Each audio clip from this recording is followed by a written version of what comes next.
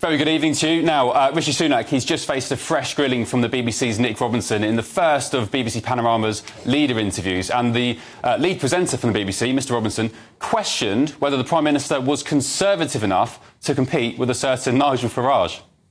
You see, a lot of people looking at him and you, they think, these Conservatives, that he's a kind of Sunday roast with all the trimmings and you're a quinoa salad. And you said to me, well, are you a Conservative enough?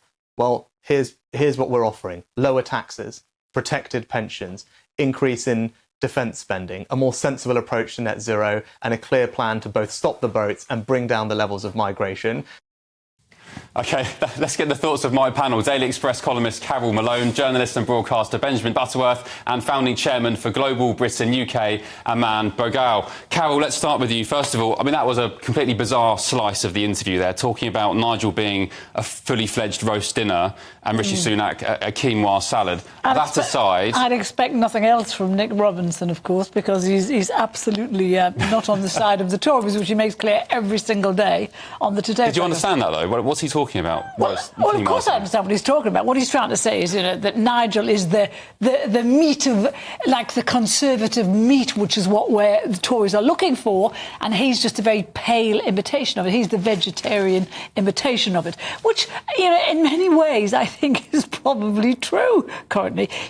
Rishi has shown more guts, I think, more gumption in the past month than he's shown throughout his entire leadership. But it's just too late now. The electorate are just too angry. Benjamin, you're the wokest man in Britain. I'm sure you've got a penchant for quinoa salads. What did you make of that? I actually don't like salad, which is evident from the size of me. But, I think the fact is that, elections are not won from the right. But he has a problem that in this short election campaign, he needs to try and stop a complete disaster where the Conservative Party is wiped out. And the main threat of that happening is clearly from Nigel Farage and Reform. But he's already given up the chance of winning the election. If you look at where he's touring the country, he's going only to Conservative-held seats, not anything else, just the safest Tory seat. So that shows what a disaster it is. But do I think he's a sort of Conservative in the idea that Nigel Farage would want? Well, no, he's not. But you're never going to win a majority like that. Well, look, you say elections aren't won from the right, but the Conservatives aren't going to win, surely, it's argued, from the same position they're in. I mean, some would argue they're left of centre. Well, those people would be wrong. So they need to do something, surely. The fact is that I think it's more basic than that for Rishi Sunak. I think people don't believe him. They don't believe that he understands the lives and the problems that people are facing. And I think ever since the D-Day mistake, he is dead in the water, whatever he says. Well, yeah, it was a massive gaffe. Man, let's get your thoughts. I mean, Ben, I think in politics what matters is cut through. And I would argue on the contrary. Elections in the UK are won from the right. We saw that with stonking majority that Boris got. Yeah. Let's look at what happened in Europe overnight. The United Kingdom is inherently a conservative country. And I think what is needed is reform to conserve the best of what is British. And I think Rishi is going to find it inherently more difficult to counter what Nigel is offering, and that is to deliver what the Conservatives have been offering for the last 14 years. Carol, you had something to say? Yeah, I was just going to say, I kind of half agreed with something Ben said there, which is a revelation itself. When he said that the D-Day thing, he kind of lost it. What that showed to me was, and I know we're going to talk about this later, I don't believe for a second Rishi's unpatriotic. However, I do believe he hasn't got his finger on the pulse of the people in this country, of the working people in this country. And that is because he's never lived among working people. He doesn't understand what they need. He doesn't understand how they think. If he did, he would never have left that D-Day. Well, he'd argue his mum's a pharmacist and they worked in a chemist and, But a pharmacist is middle class in itself. We're not talking about pharmacists. We're talking about the fact if he was tuned in to the zeitgeist, the thought of this country, he would know that leaving that D-Day thing would be catastrophic. I'm not sure if you watched the whole interview, but at the very start of it, Nick Robinson, who, by the way, I mean, I'll be honest, it was quite a bizarre interview. He said a couple of times, "You've got a nerve, haven't you? You've got a nerve." What, to Sunak? Yeah, forgetting that he'd used that phrase once or twice already. It was very strange. But at the start of it, he was basically saying that Lost my train of thought. What was I going to say? Basically saying that he wasn't conservative enough. He didn't understand, as you just said, Carol, the working class of the nation. But I argue, and many others argue, just because you've got money, that doesn't mean you can't connect with people from I think working when class you've got background. the kind of billions that Rishi has at his disposal, it makes it less easy for you to understand. But I think I think that he and a lot of the Tories aren't as conservative as other people in the Tory party, and that's part of the reason they've Let me lost the show plot. you another clip. Rishi Sunak, he also promised tax cuts in tomorrow's manifesto, but was forced to defend raising the tax burden to the highest level in 70 years. Look at this. You say that you're cutting taxes. You've got a bit of a nerve, haven't you? Under Rishi Sunak, as Chancellor and then Prime Minister, the total tax bill in this country has gone up by £93 billion a year. That's even more than Jeremy Corbyn wants to put on people. So yes, you're right about the overall tax burden, but for someone in work, an ordinary average worker, today, they face the lowest average tax rate that they have faced in over half a century Taxes, because of Prime what we have Minister, done. are going And up. we've already Let me just started, make this Nick, point, with a because you £900 tax cut this year. Carol? Yeah, well, I mean, that could be true, but that doesn't take into account what's been happening over the last 2 or 3 years. And people have faced the biggest tax burden ever at a time when their energy bills were rocketing, when it was just after COVID, when there was problems with money anyway. What do you call the industry with pubs and stuff? What's the Hospitality. Hospitality. You should know. I should do, because I do avail myself of it quite a lot.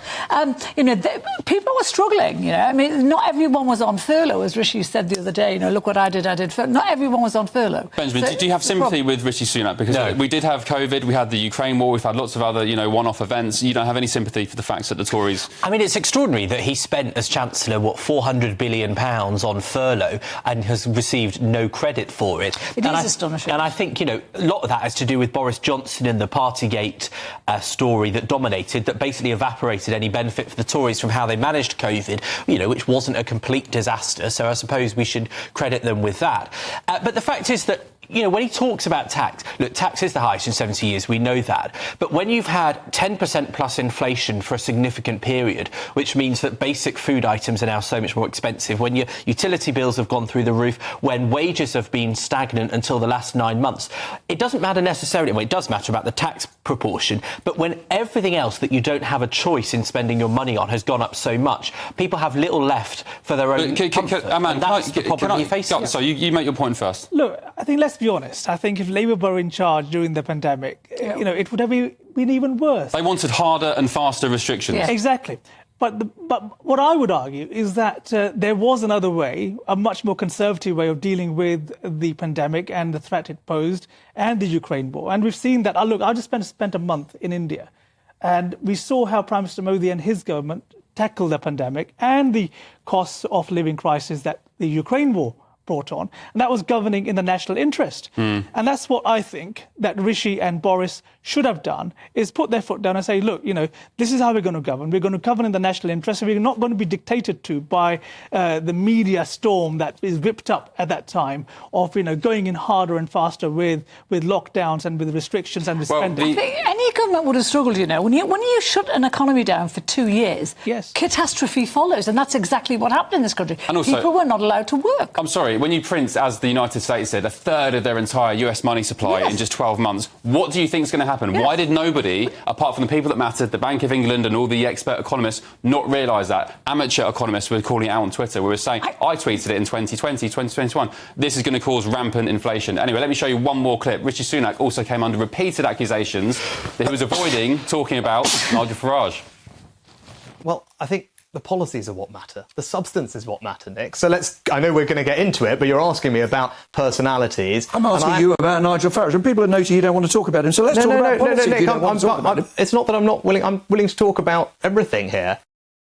Carol, does he want to talk about Nigel Farage or not? Well, I just think that was very surly of Nick Robinson, I thought. Nick Robinson does not like Rishi Sunak, and that is self-evident. And that is not his job as an interviewer to show what he feels about the person he's interviewing. And I think he did there. He's trying to make a fool of him.